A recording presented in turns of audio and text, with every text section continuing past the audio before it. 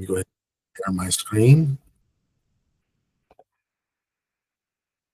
And let me get to this. And so my objectives today is just, number one, this all stems from a presentation that I did last March in Education for Careers in Sacramento. And it's kind of my bias and part of my work and my background, but it's maybe understand that career is a journey. It's not an occupation. And building on that, there is a major importance of building resiliency and adaptability. I'll touch on that briefly, because I know that's not why you're here.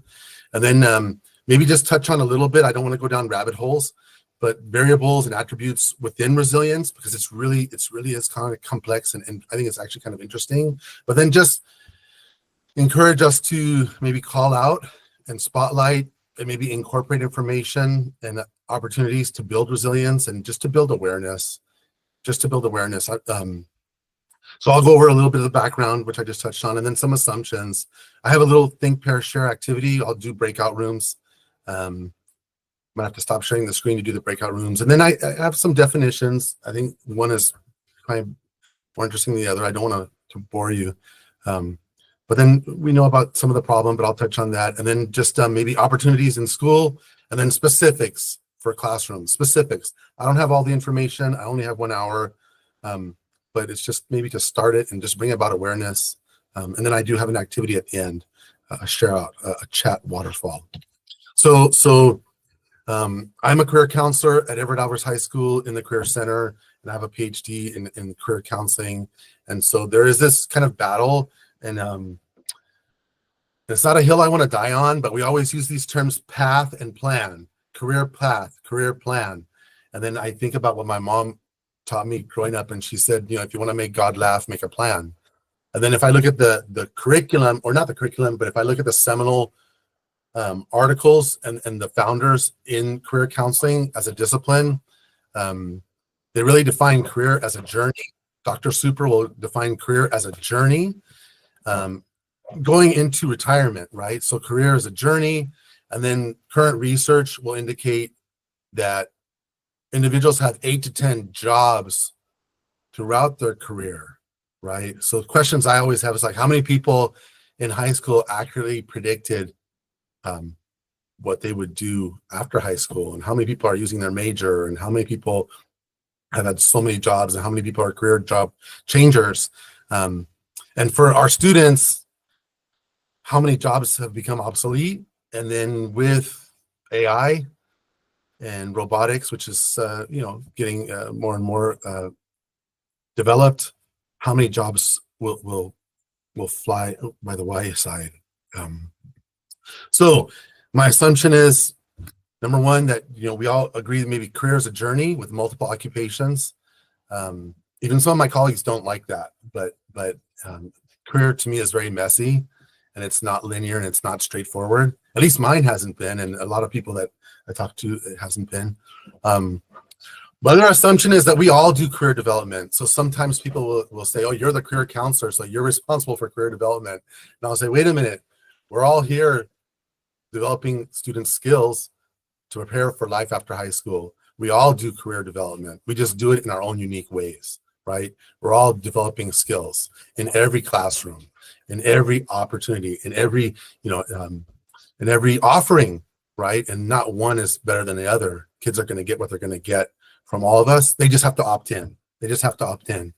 And then we all offer opportunities to develop resilience, but maybe we don't highlight them or call them out. Some of us do. I think used to be maybe 20 years ago, we would have units, and we would have special units on resilience. And maybe it's fallen to the wayside, but it's super needed. It's one of the skills that we all need and continually need to develop. So I would just encourage us to call it out, right? We all do this.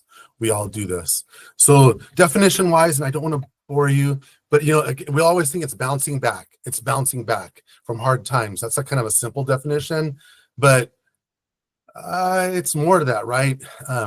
It's to bend and not break, maybe to bounce back, but also to adapt from traumas, adversity, tragedy, threats, or stresses. Somebody's ability to deal with levels of disruptions, challenges, and difficulties while maintaining a sense of well-being, or maybe, just someone's ability to overcome challenges and struggles. And I like the synthesize, right? Because sometimes you can't go back. Sometimes after certain adversities and some traumas, yeah, you're not going back, but you can adapt and grow. But maybe you're permanently changed, repositioned, but maybe better than before. If you would, and I'll have to stop sharing and put you in breakout rooms, but think maybe, how have you exhibited resilience in your life, right? How have you exhibited resilience in your life, and how have you dealt with adversity? And then how was your resilience developed? How have you exhibited resilience in your life? How was it developed? And how do you deal with adversity? So I'm going to stop sharing right now, and I am going to put you in some breakout rooms. Excuse me for talking to myself. And I also am used to Zoom, and this is Google Meet. So let me do some breakout rooms, and then we can discuss and get to know. Let me go ahead and set up some breakout rooms. I'm going to have there are a lot of people in this. There are 46 of you. 46 people came to, thank you. I'm honored. Thank you. I'm honored. 40. So I'll just put you in rooms of 5, and give about 5-6 minutes. Let's break this down. And then people are sharing out stuff. Thank you. But let's go ahead and maybe 6 minutes we can get to know each other a little bit and discuss how we developed our resilience and maybe share out when we get back. Okay. Do I have to start? Open rooms. Okay.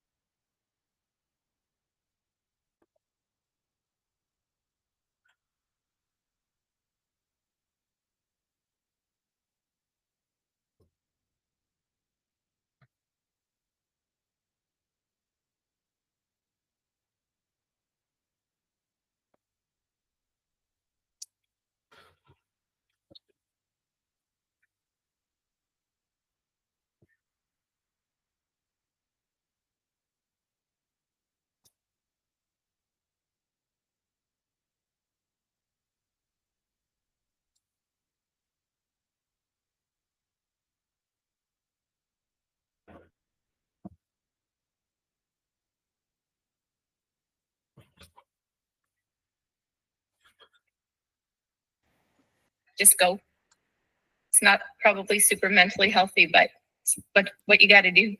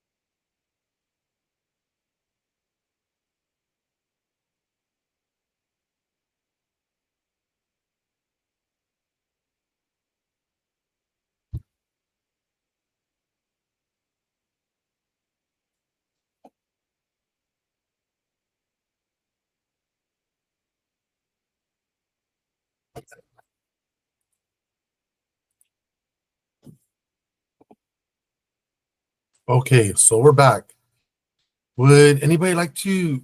We're almost all back. We're coming back. Um, Anybody like to share out how you have exhibited resilience in your life?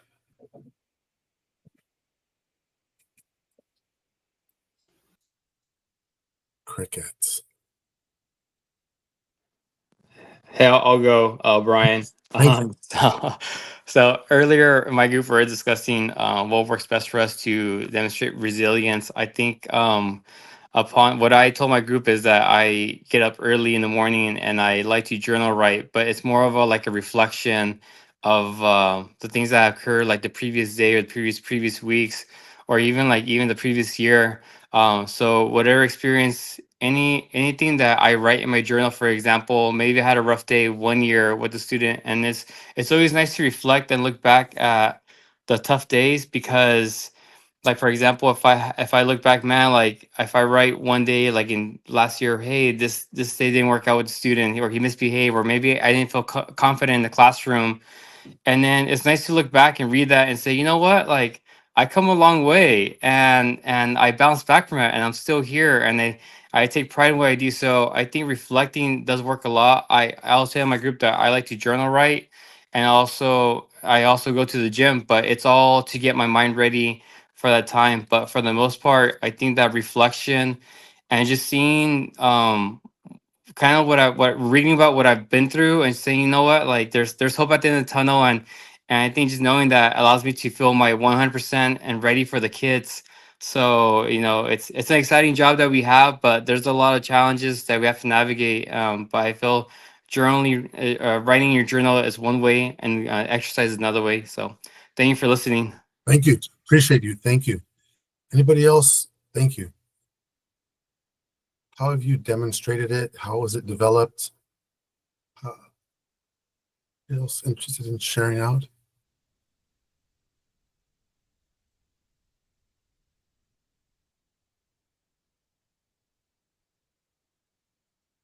Okay, so I'll go ahead and share my screen. Thank you. Thank you. So going back to this, let me go ahead and click to the next slide. So there's a problem. Life is hard. Life is full of challenges, right? And research indicates that trauma and traumatic life events are part of the human condition. Everybody is supposed to have one traumatic event during the course of their lifetime. And then we live in a very insecure and highly unpredictable world, right? And it seems to be getting even more so. But like, why do some bend and others break? Why are some resistant and resilient and others respond in a debilitating fashion that sometimes exhibits in psychological symptoms? And then what can we do in a school to better prepare youth to handle unforeseen traumas and setbacks, right? Because a lack of resilience has negative consequences, both mental, physical, social, economic, right? Resilience influences one's optimism or hope, their behaviors, engaging in risky behaviors, their ability to move forward or get stuck, and then their mindset. Low resiliency is associated with a negative mindset. There is a science to resilience, right? It is a process, and it is always in flux.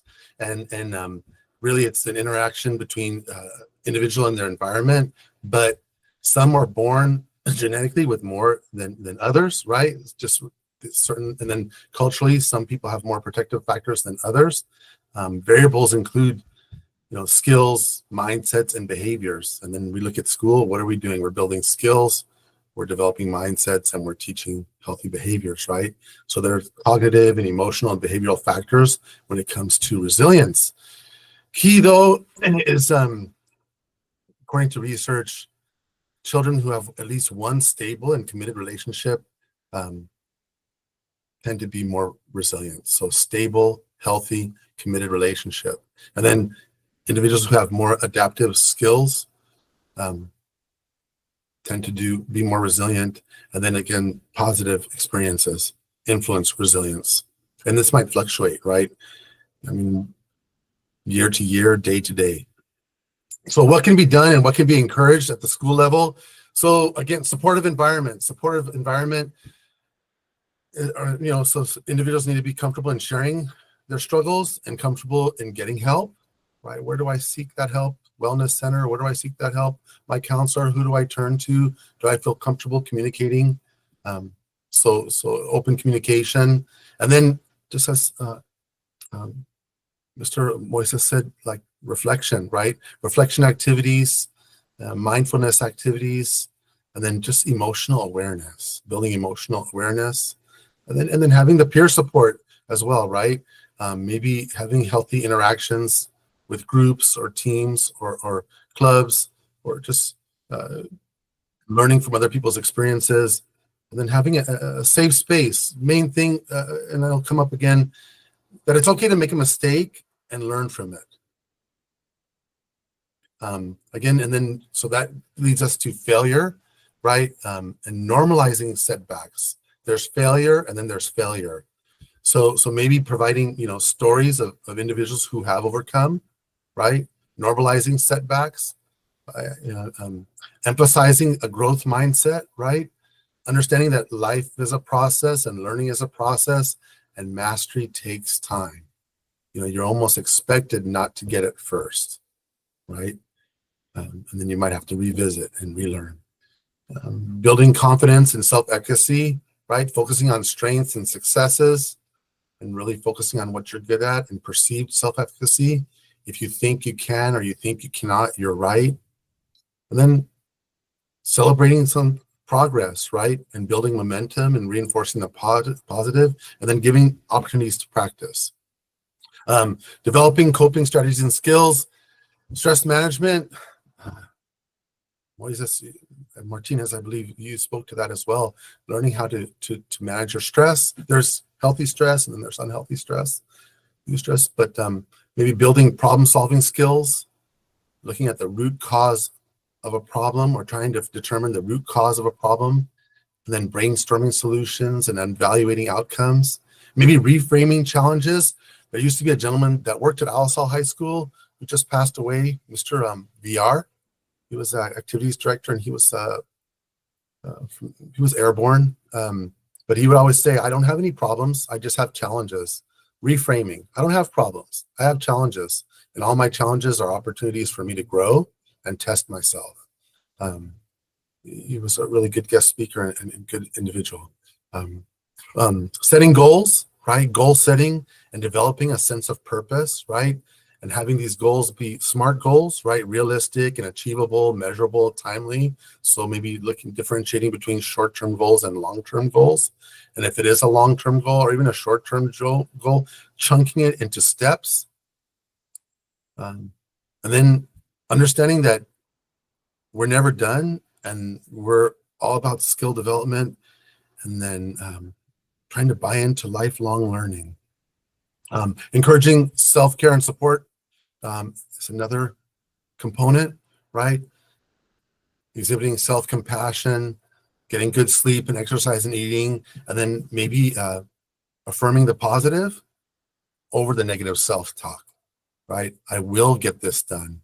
I remember there used to be a gentleman at North High, Mr. Bernardo Nuno, who was a soccer coach, math teacher, and then became an administrator. And Mr. Nuno would always tell students, like, I affirming, like, are you going to try to fly the plane, or will you fly the plane? Are you going to try to drive the car, or you will drive the car? I will. So doing affirmations and avoiding stinking thinking. And then again, building these relationships, making connections, healthy connections. And then sometimes seeking, professional help and be willing to do that. In the classroom, I had someone yesterday tell me, okay, so what do I do in my classroom? Well, the sky's the limit, and we're already doing this. But maybe it's about calling it out. So maybe this is just taking back failure. We have almost, in some cases, I would say, a failure epidemic, and the failure epidemic might be people just doing absolutely nothing.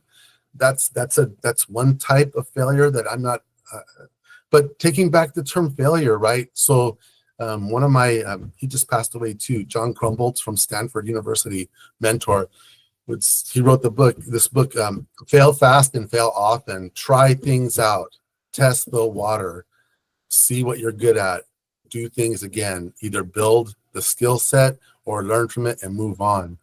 But where are some opportunities where you don't get things right the first time, but you learn, and then you can redo?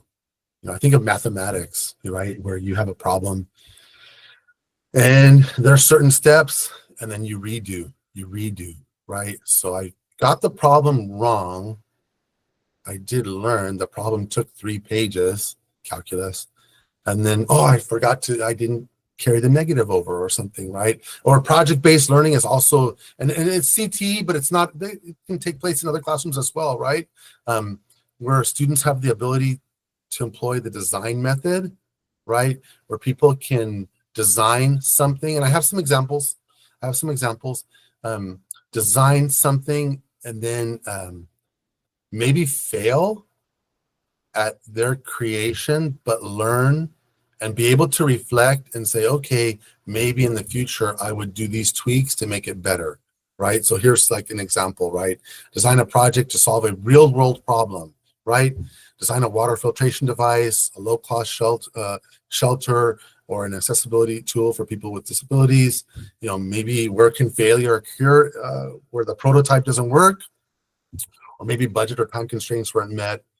or maybe they misunderstood the user's needs. What do you learn? Iteration, empathy, prototyping, adaptability, and design thinking. I hear some other ideas with project-based learning, right? Shark Tank style entrepreneur pitch, right? Students can develop a business or a product, create a pitch, and present to a panel. Where can you fail but learn?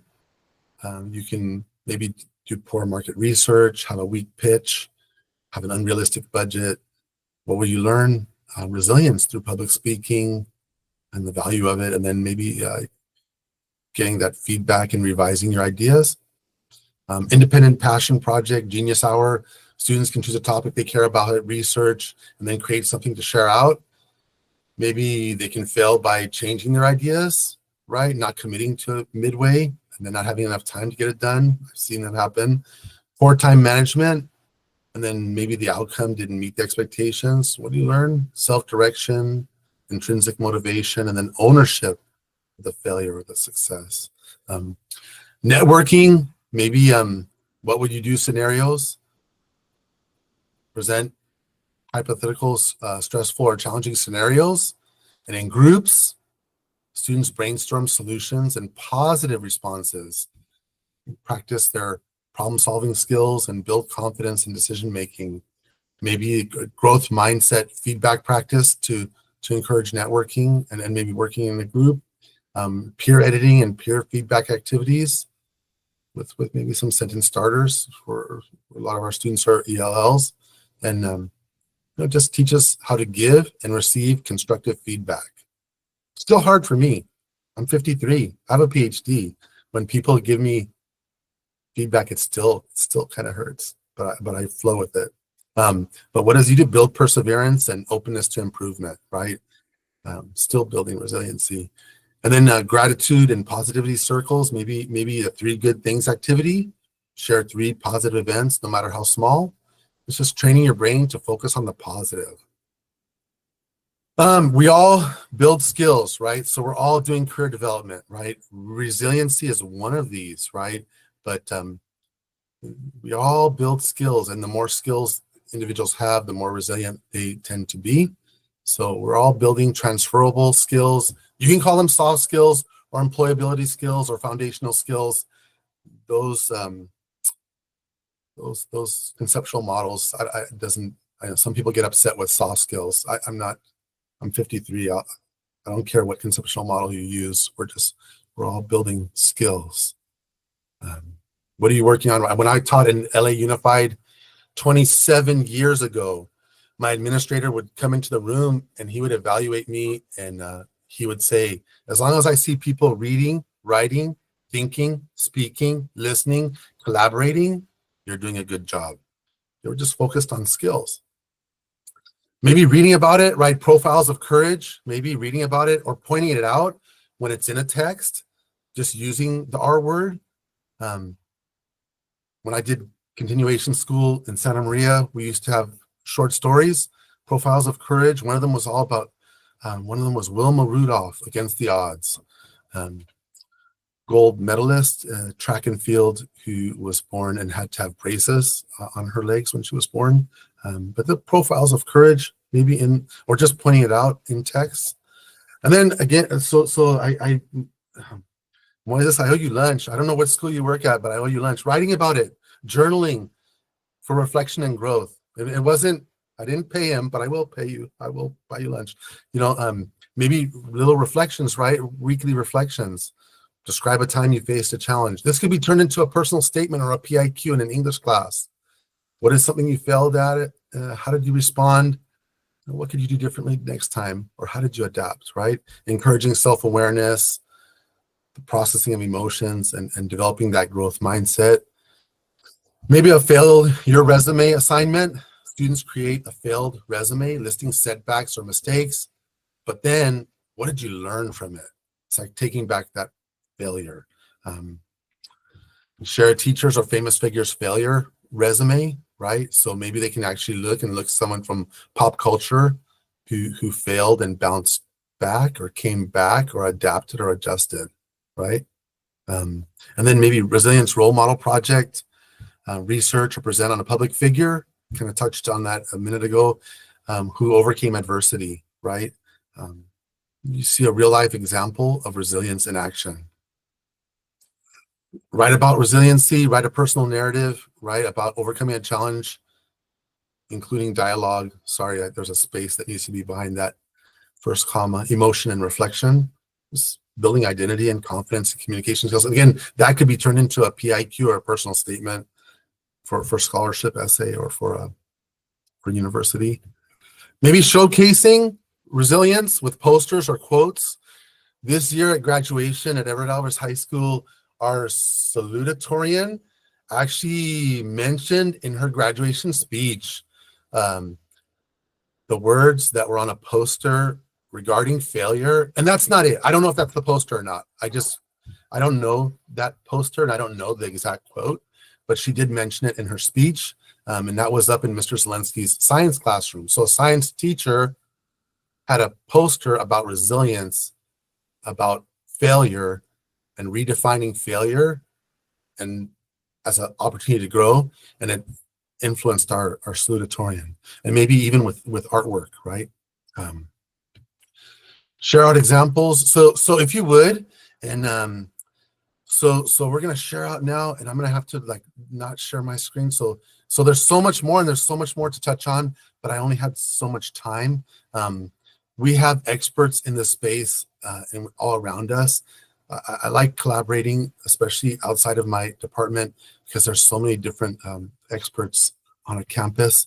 Maybe we're gonna try a chat waterfall, and I'm gonna stop sharing the screen. The first one will like, but don't post until I give the command. So we're gonna respond in a chat, but don't hit enter. I'll give you some time. Don't hit enter until I say so, please. The first one will be like, how is resilience developed, discussed, addressed in your classroom? How is resilience discussed, developed, or addressed in your classroom? If you would go to the chat, please, and maybe type in how resilience is supported, discussed, exhibited in your classroom. And I'll give you, let me give you 30 seconds-ish.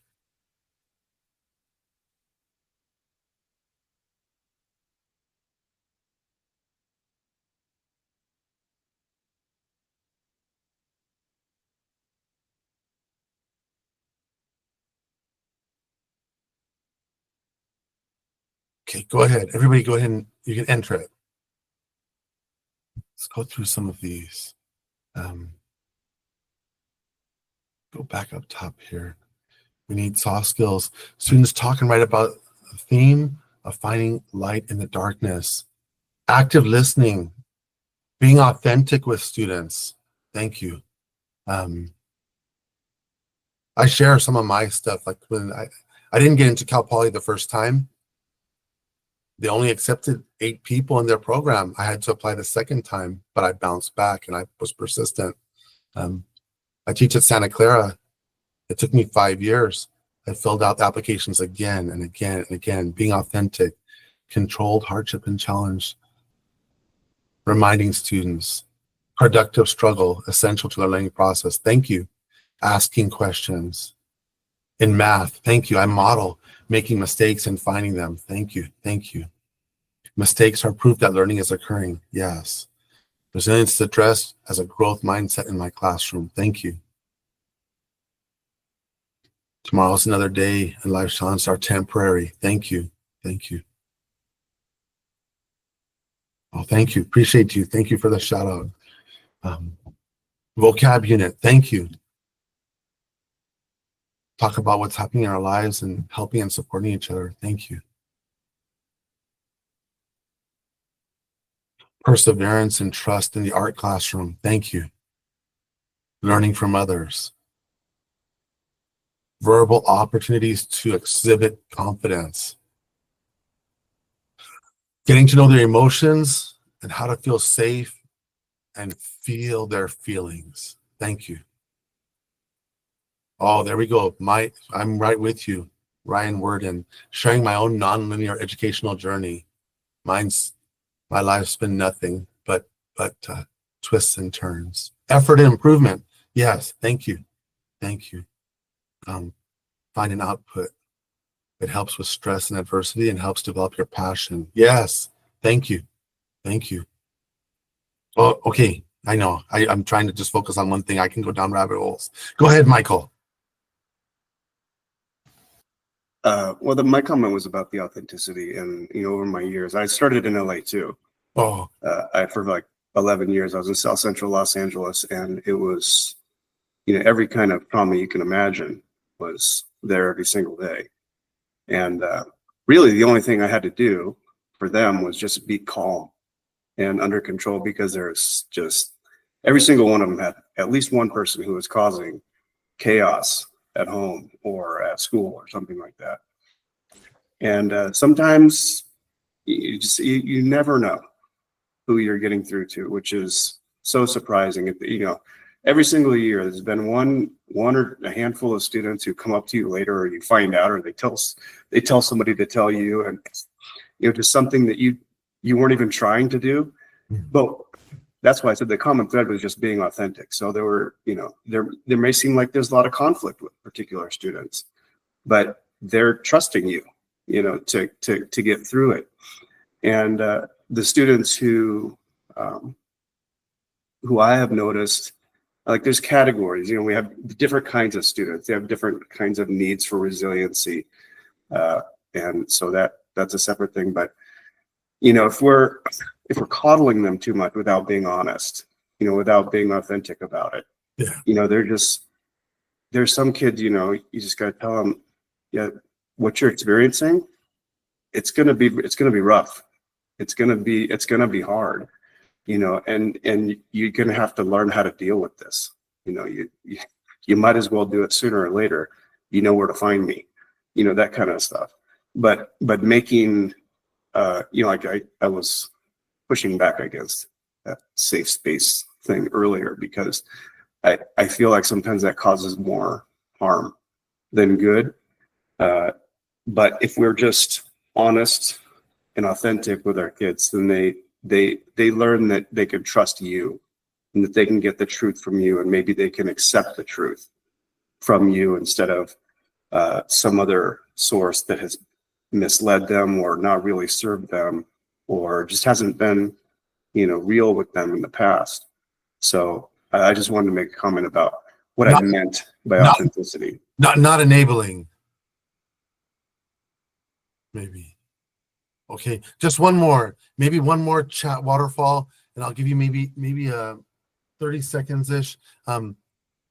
What ways? So in what ways can you build awareness and incorporate resilience? How can you build awareness and incorporate its development? How can you build awareness and incorporate its development?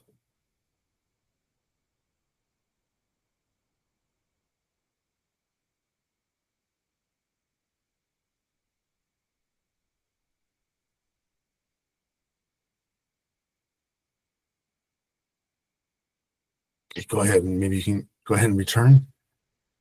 You can go ahead and post now if you wish.